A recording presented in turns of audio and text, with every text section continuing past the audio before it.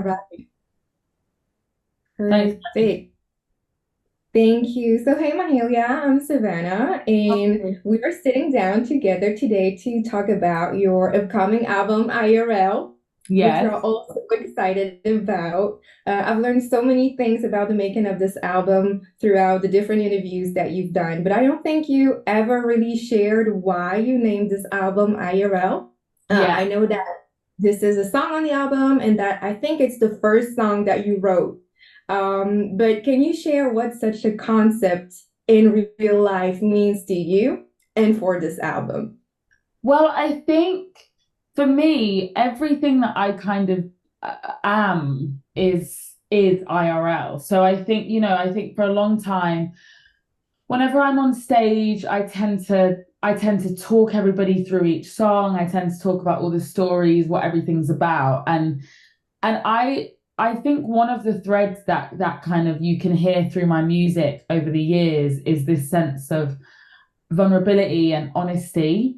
And I think that, when I think about that and I think about my kind of almost conversational way of singing and writing, that to me feels like it represents IRL. Like it really does represent my real life and how I kind of go about my day to day and relationships and all that kind of stuff. So that's really like when I wrote the song IRL, I remember thinking, gosh, that's such a perfect album title because it really reflects who I am.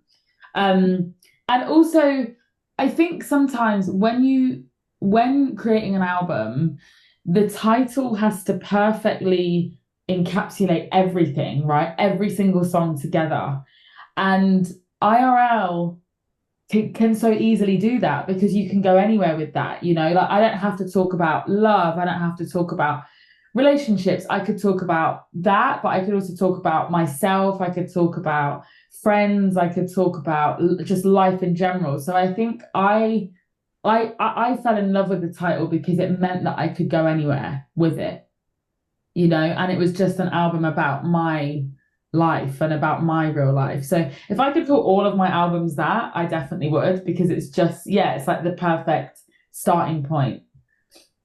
Which is an ending point on the album. And that's That's also very surprising because you sing all these powerful songs, and then that one last song when you're like, boom, this is all about dreaming, like right here, right now. This is all about dreaming, like manifestation and stuff. And this is so rejuvenating. Is that how you say it? yeah. But no, I love this song, and I was really surprised to hear you sing about, let's say, manifestation, because that's really what it is, right? Yeah. So, you've shared that your album is a love letter to yourself. It's about self-love, self-confidence, learning how to be happy on your own, celebrating your wins. But can you give us some insights into the experiences and moments that served as turning points in your life and that have inspired the lyrics and melodies on the album? Yeah, so when I started writing the album, I was going through a really, really bad breakup. And it was the first time I think in my life where I genuinely understood.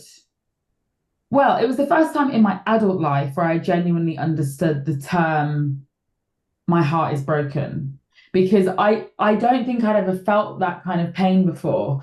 And I think that the fact that it was the pandemic time and we were all inside probably made that feeling a lot worse because I was alone with that feeling and I wasn't able to, go clubbing with my girlfriends and like talk to different guys and get over it. I kind of had to sit with that feeling. And I think that really was how the process started because I was alone. I was alone. I had nobody to talk to. I didn't even really know how to talk about it. I kind of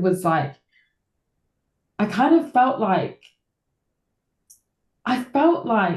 I was being reborn, if that Mm. makes any sense. It was like people that have gone through serious heartbreak, I think, understand the feeling where like it feels like you're kind of dying. It's like a part of you is dying. You're And shedding. yeah, and I just that feeling just obviously I found it incredibly painful, but it really inspired me to kind of figure out why it was so painful and like how I could get over it. So I think in the album, you hear different versions of myself in that time. I think you can hear the moments where I'm feeling strong and I'm kind of ready to carry on with my life and ready to say to any guy, like in terms and conditions, I'm ready to say, no, this is what I need, this is what I want. But then there are moments like there's a song on there called Goodbyes, which is like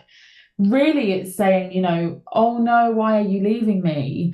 But then it's matched with this kind of dancey beat. And the reason for that is because I think there are stages to heartbreak, right? You go through different stages. And Goodbyes was my moment of like half crying, but also half dancing around the kitchen, and that kind of weird, almost kind of crazy like moment in heartbreak. And then as it kind of progresses, you hear like I start a new relationship, and then there's kind of stuff to deal with in that. And like with IRL and with Ready, that was me really reflecting on the past year. So it was just a really reflective time. It was a time for me to really understand, why do I feel like this? How did I get here? Who are the people that have affected me? And how can I make that make sense on an album? So there's a lot going on in there. But that process was really difficult. In the beginning, it was very difficult. And it's funny because people keep asking me, what are you most happy about with this album? And I'm just like, the fact that I fucking finished it. Like the fact that I really got to the end and After a good writer's block. yeah, like the fact that I finished it for me is the biggest win of all. I don't even know what I'm going to do next because I'm like, that was such a journey. So yeah.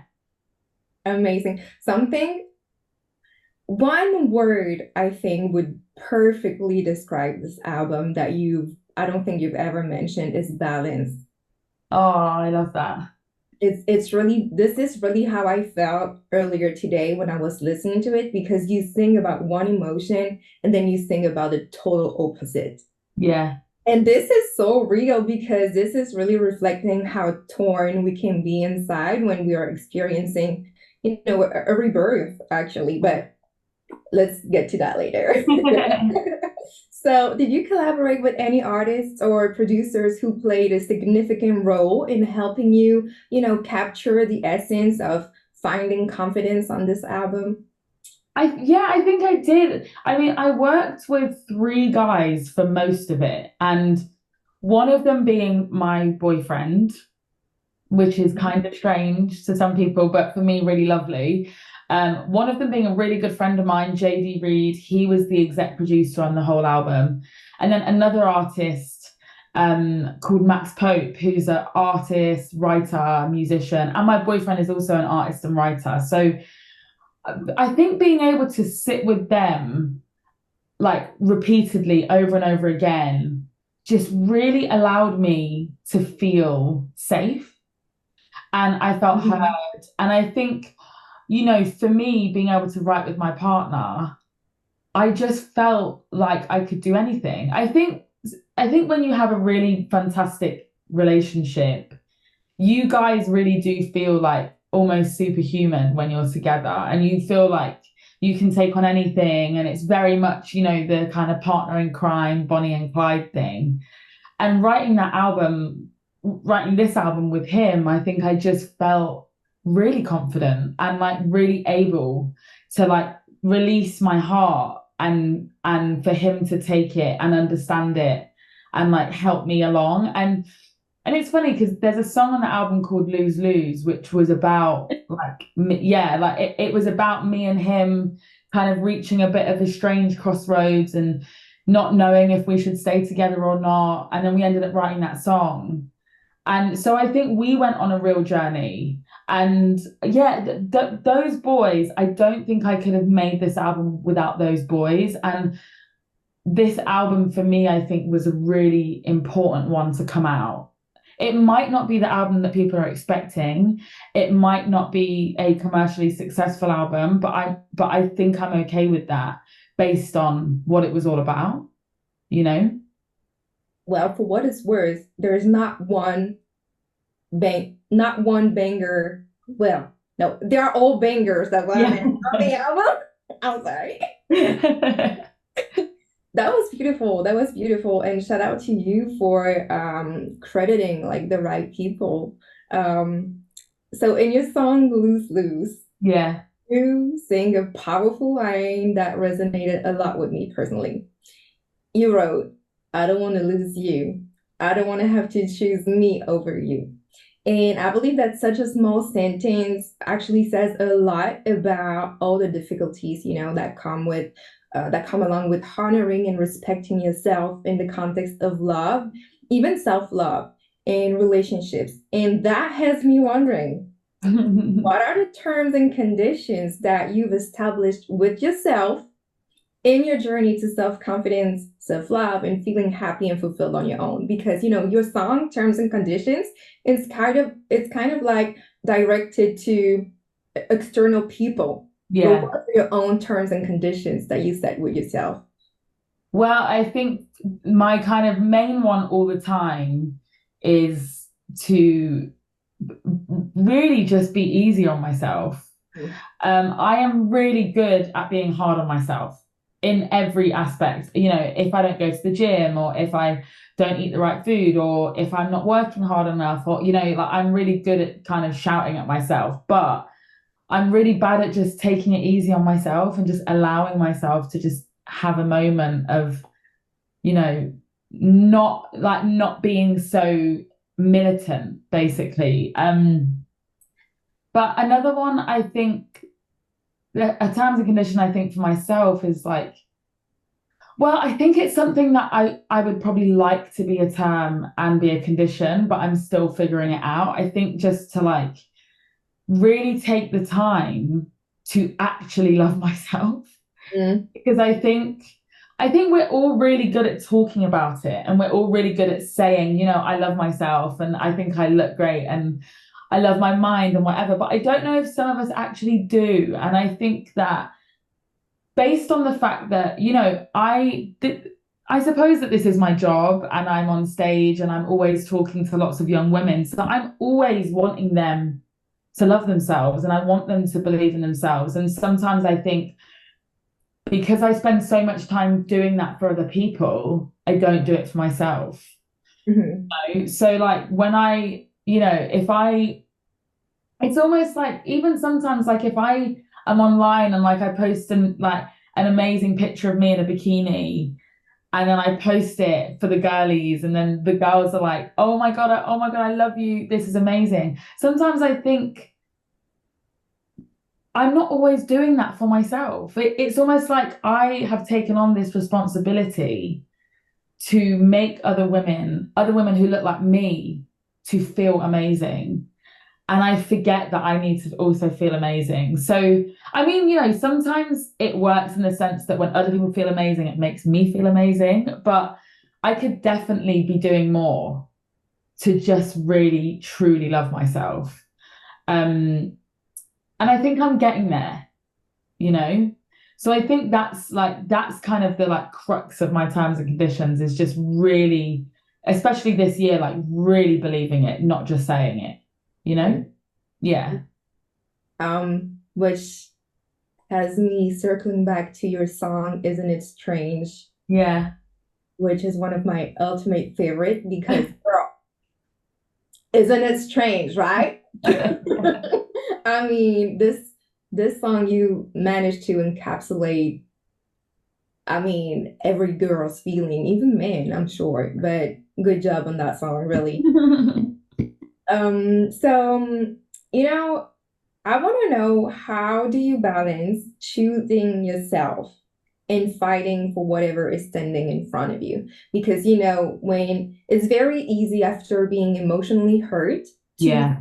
towards an extreme where you decide to never let your guard down again or never make whatever decision it was that you made.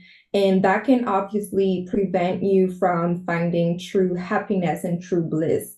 And I Yeah. wonder, how do you know and how do you balance choosing yourself and fighting for what's in front of you? Well, the fight, I think part of the fight is choosing yourself. Um, I I think, oh God, I mean, that's a great question. I think for me, and this is just kind of going off of my own experience, I just always choose myself. And what tends to happen is, for me, like in my relationship, let's say, when all this stuff's going on and we're kind of figuring it out, and I just decide I'm choosing me right now, I think that that makes him choose me too, if that makes sense.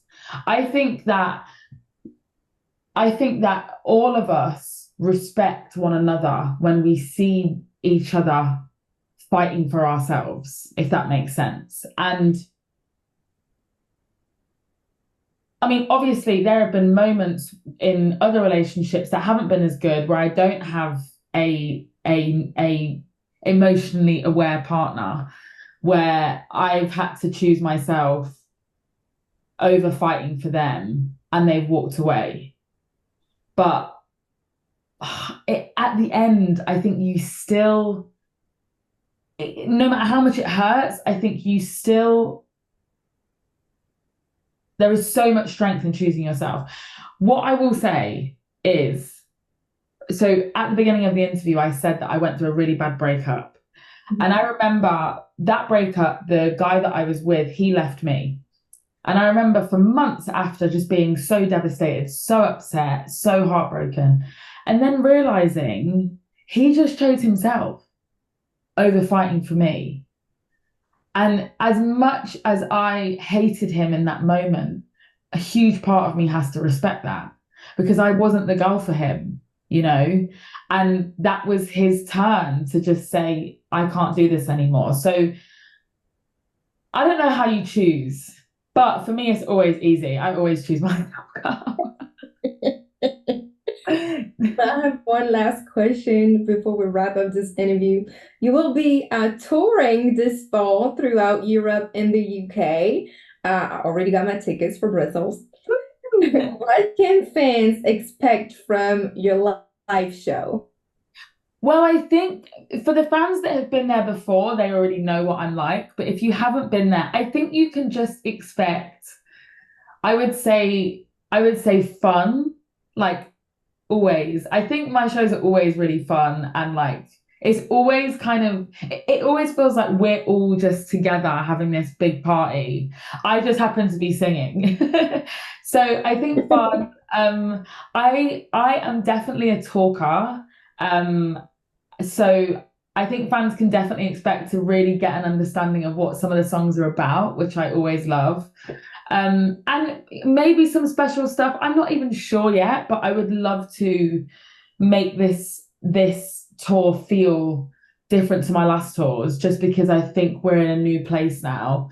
So I'm still kind of figuring that out. But my shows are always fun. So I would say definitely don't come in heels, to my ladies and to everybody, because everybody can wear heels, but I would say don't come in high-heeled shoes because we are dancing. So yeah, and we're probably going to have a couple tears and maybe a few laughs, but I think it's going to be really fun. Amazing. Thank you so much, Mahalia, for your time. I really appreciate it. I really loved your album personally. Good job. Great, great job. And I know as a writer myself, I know how hard it can be to be in a creative rut. So honestly, great job. Thank you, Amazing. my love. Thank you. Thank you for your art, because we need it.